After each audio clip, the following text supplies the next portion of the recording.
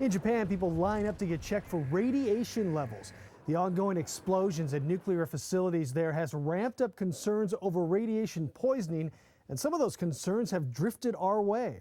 When we think about radiation effects, mostly we're worried about the long term. What's going to happen in 10, 15, 20 years from now, a cancer induction. Terry Frazee is director of the state's Office of Radiation Protection. He understands people's worries about wind-blown radiation sweeping across the Pacific and onto our shores. But he says even a major meltdown in Japan probably wouldn't spike radiation levels here. We don't really expect any increase in radiation readings, but we're ready in case we do. The State Department of Health is using this equipment at 4 sites around the state to monitor air and rainwater for elevated radiation.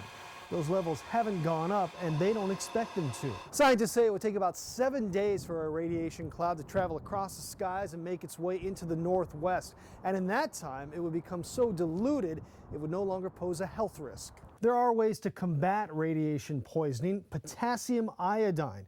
Health officials in Japan have distributed those pills to people living near the nuclear reactors. Washington state health officials say there's no need to rush out and buy the medication here.